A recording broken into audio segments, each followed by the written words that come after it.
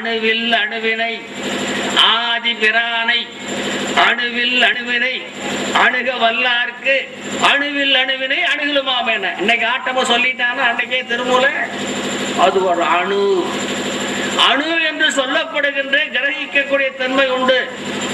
அதான் நீ எதை எதை சேகரிக்க இப்ப நீ எதுவா இருக்கிறையோ சுருக்கமா சொன்னா முற்பரப்பு பிற்பரப்பு உண்டா? இப்ப என்னவா இருக்கிறையோ அது முற்பரப்பு, இப்ப என்னென்ன செய்யறையோ அது அடுத்த பிறப்பு. ஆக இந்த சித்தர்கள் என்ன சொன்னார்கள்? இந்த மனிதனை பண்படுத்த வேண்டும், மனிதனை நெறிப்படுத்த வேண்டும், மனிதனை ஒழுங்குபடுத்த வேண்டும். மனிதனுக்கு உயர்ந்த அறிவு இருக்கிறது. அந்த அடிப்படையிலே சித்தர்கள் பாங்கு என்ன? இந்த மனித சமுதாயம் இப்படி சின்னாபின்னப்பட்டு கொண்டிருக்கிறது. இந்த மனித சமுதாயத்தை எப்படி ஒழுங்குபடுத்துவது? ஐயோ, என்னுடைய மனித சமுதாயமாக இருக்கக்கூடிய இந்த குழந்தைகள் வேதனைப்பட்டு கொண்டிருக்கின்றனவே, இந்த வேதனைப்படுகின்ற இந்த குழந்தையை நாம் எப்படியா சரிப்படுத்துவது? ராமாயணத்தை எழுதி ஒரு பண்பாட்டையே திணிச்சான்.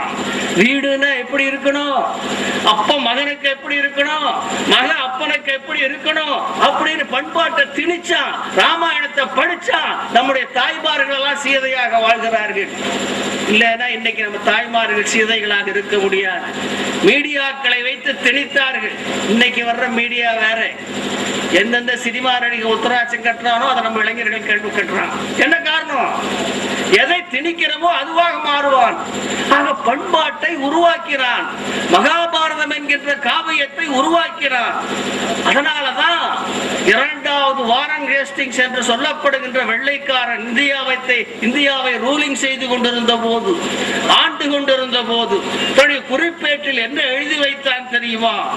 இந்த அறிவு பொக்கிஷமான பகவத்கீதை ஆங்கிலத்திலே மொழிபெயர்த்து கொடுக்க சொல்லி படித்துவிட்டு, இந்த அறிவு பொக்கிஷமான இந்த பகவத்கீதை ஒரு காலத்திலே நான் இந்தியாவை இழக்க நேர்ந்தாலும் நேரும், ஆனாலும் கூட இந்த அறிவு பொக்கிஷமான பகவத்கீதையை கொண்டு போய் என்னுடைய நாட்டு மக்களுக்கு பரப்புவேன் என்று சொல்லி இருக்கிறான் என்று சொன்னால், இந்த பண்பாட்டை வளர்க்கிறதுக்கு எத்தனை நாளையா பட்டான்? சாதாரண ஒரு பூமியை பண்படுத்தணும்னா முதல் நிலத்தை உழணும், தண்ணி பாய்ச்சணும், கல் எடுக்கணும், விதைக்கணும், அப்பப்ப பாதுகாக்கணும், மருந்து அடிக்கணும், எல்லாம் பண்ணி 6 மாசம் 1 வருஷம் ஆகி அதை சாப்பிடுறதுக்கு எவ்வளவு கஷ்டப்படுறோம். மனித சமுதாயத்தை பண்படுத்துவதற்கு யுக யுகமாக திரேதாயுகம் வருகின்ற போது ராமன் என்கின்ற பண்பாட்டை உருவாக்கி ஒரு வீட்டு காவியத்தை வளர்த்தார். துவாபார யுகம் வருகின்ற போது மாமன் மச்சான் பங்காளிக்குள்ள சண்டை வருவா. அப்படி வருகின்ற போது அந்த குடும்பத்தில் எவன் எப்படி தர்மமாக வாழ வேண்டும் என்பதற்காக வியாசன் மகாபாரதத்தை எழுப்பினார்.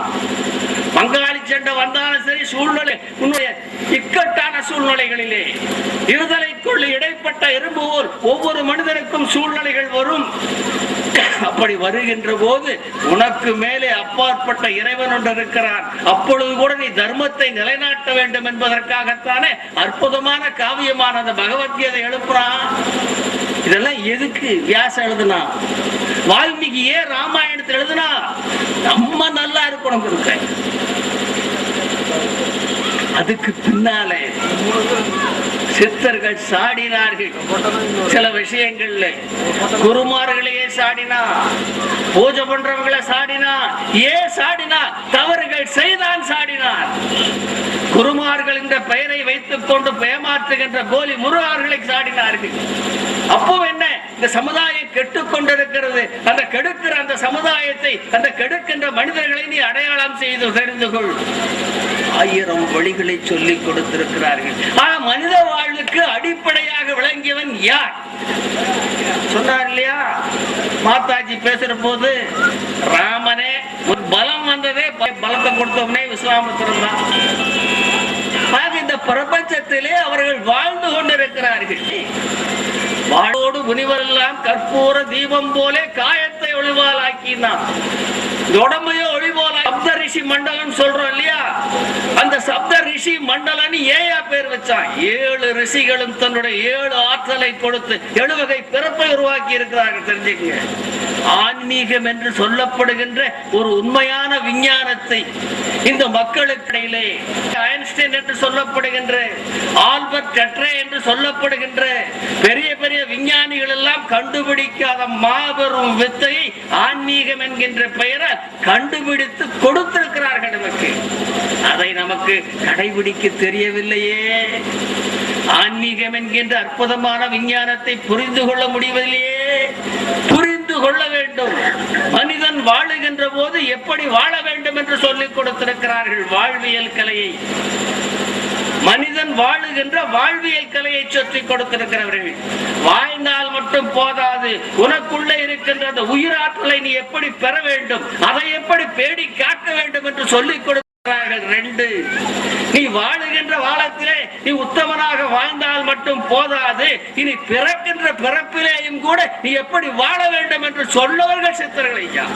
இதுக்கு மேல என்னையா சொல்லுவான் சித்தர்? 2 நாட்கள் இளைஞர்கள் அடியேரிடத்திலே வந்து கற்றுக்கொண்டிருக்கிறார்கள். அந்த கலையை நாங்கள் முடிந்த அளவுக்கு கற்றுக் கொடுத்திருக்கிறோம், கற்றுக் கொடுத்து கொண்டிருக்கிறோம். நீங்களும் முடிந்தால் தெரிந்து கொள்ளலாம். ஆகவே சித்தர் நெறி என்று சொல்லப்படுவது உயர்ந்த நெறி. அவர்கள் சொல்லி கொடுத்திருக்கிறார் ஐயா, நீ ஒண்ணுமே பண்ண வேண்டாம். இது ஞான சித்தர் காலம். உன்னுடைய வினை போகணுமா, கஷ்டம் போகணுமா, என்ன செய்யணும்? போற்றினால் உனது வினை அகலமப்பா, பிறவியில்லா பதவியிலே புனிதனாவாய். போற்றினால் பூரணமும் கூட பேசும். யாரு? சித்தர்களை போற்று சொன்னாங்க. கொஞ்சம் முன்னாடி சாமி வீரத்தை சொல்லுவாங்க. மகனே, எல்லாருக்கும் நான் சொல்றேன், தைரியமா கேட்டுங்க. நமக்கு துன்பம் வருது, துன்பம் வருது, துன்பம் வருதுங்கிறோம். இதுல நிறைய இருக்கு. துன்பத்திற்கும் பிரச்சனைக்கும் நிறைய வித்தியாசம் இருக்கு. துன்பம்னா என்ன, இன்பம்னா என்ன? இன்னைக்கு சாதாரண மக்கள் நினைத்துக் கொள்ளுங்கள். துன்பம் சொன்னா நமக்கு ஏதாவது ஆசைப்பட்டு போய் அது கிடைக்கலன்னா வாழ்க்கையே துன்பமா நினைக்கிறோமா இல்லையா? ஆசைப்பட்டது கிடைச்சிச்சுன்னா அன்னைக்கு போற மகிழ்ச்சி. இதுக்கு பேரு இன்பம், துன்பம். எனக்கு பல லட்சக்கணக்கான ரூபாய் வேணும், பங்களா வேணும், கார் வேணும்னு ஆசைப்பட்டு அது கிடைச்சா சந்தோஷம். ஒண்ணுமே கிடைக்கல, பரதேசி ஆயிட்டானா துன்பம். இதுதானே நம்ம எடுத்துட்டு இருக்கோம். எது துன்பம்? அடுத்த வேளை சோப்பாட்டுக்கு வழியில் பசி, அடுத்த வேளை சாப்பாட்டுக்கு வழி இல்லை, பசி கொடுமை தாங்க முடியவில்லை, புலன்கள் அழிந்து கொண்டிருக்கின்றன, அது துன்பம். எனக்கு நான் செய்த தவறின் காரணமாக தீராத வினை நான் அனுபவித்துக் கொண்டிருக்கிறேன். அந்த வினை தீரவில்லாமல் தீராத வியாதியால் அவதிப்பட்டு கொண்டிருக்கிறானே, அது துன்பம். மற்றதெல்லாம் பிரச்சனை. பிரச்சனையை தீர்ப்பதற்குத்தானே உனக்கு அறிவை கொடுத்திருக்கிறான் ஆண்டவன். உன்னுடைய பிரச்சனையை தீர்த்துக் கொள்வதற்காகத்தானே கைகாலை ஆண்டவன் கொடுத்திருக்கிறான். உன்னுடைய பிரச்சனையை தீர்த்து கொடுப்பதற்குத்தானே உனக்கு எல்லா புலன்களையும் கொடுத்திருக்கிறான். ஒண்ணு மட்டும் சொல்றேன், நீங்க புரிஞ்சுக்குங்க. மாயைங்கிற இந்த உலகம் எதுக்கு சொன்னோம்? இப்படி நம்ம தெரியாம உங்களை சிக்கிட்டு அவஸ்தைப்படுறதா மாயைன்னு சொல்றோம். ஆச்சா, ஆக இந்த மாயை வெல்றது எப்படி? அஞ்சாத நெஞ்சம் வேண்டும், அஞ்சாத நெஞ்சம் வேண்டும். இந்த மாயை என்ற அரக்கத்தை நாங்களால் வெல்ல முடியும் என்கின்ற சக்தி உங்களிடத்திலே பிறக்க வேண்டும். ஒவ்வொரு அடி விழுகின்ற போதும் நீ 4 அடி அறிவை பெறுகிறாய் என்பதை புரிந்து கொள். சுருக்கமாக சொல்லுகிறேன், துன்பம் என்கின்ற சவுக்கடி மட்டும் உங்களுக்கு விடவில்லை என்று சொன்னா ஆண்டவன் உங்களுக்கு அடையாளம் தெரியுமா? காலையில் எந்திரிச்சு பெட் காபி, சுகமா இட்லி, அடே அப்பா தின்னுட்டு ஏசி பங்களா, ஒரு வியாதியும் கிடையாது. ஆண்டவன் நினைப்பீங்களா? துன்பம் என்கின்ற சவுக்கடி விழுகின்ற போதுதான் ஆண்டவன் அடையாளம் தெரிவான். ஆண்டவன் அடையாளம் தெரிகின்ற போதுதான் உங்களுக்கு ஆன்மீகம் தெரியும். ஆன்மீகம் அடையாளம் தெரிகின்ற போதுதான் பிரபஞ்சம் உங்களுக்கு தெரியும். பிரபஞ்சம் உங்களுக்கு தெரிகின்ற போதுதான் பேரறிவு உங்களுக்கு பிறக்கும். அப்ப துன்பத்தை கொடுத்து என்ன பண்றான்? பெரிய அறிவை கொடுக்கிறாங்க. இந்த சாமியார்கிட்ட போனாலே வம்பு. ஏதோ மந்திர விபூதி கொடுத்து நல்லா பண்ணுவான்னு போனா இந்த கதை பேசிட்டு இருக்கிறாங்க. அறிவுள்ளவர்கள் சிந்தியுங்கள். நெஞ்சிலே வலிமை இருக்கின்றவனுக்கு, இன்றைய இளைஞர்களுக்கு நான் சொல்லுவேன், ஆற்றல் மிக்க இளைஞர்களாக உருவாக வேண்டும். நாம் நடந்து வந்த பாதையிலே நமது காலங்காலமாக எத்தனை அடிமைத்தனத்திலே நமது முன்னோர்கள் இருந்திருக்கிறார்கள், எத்தனை வீரர்கள் இருந்திருக்கிறார்கள். கலிங்கத்து பரணியும் புறநானூரும் சொல்லாத வரலாறுகளா? கத்தியை எடுத்தால் அங்கே வெட்டுவோம் என்கின்ற வீர பரணியை ஏற்றவர்கள் நாங்கள். ஆக இன்றைய காலம் கத்தி எடுக்கின்ற காலம் அல்ல, புத்தியை தீட்டுகின்ற காலம்.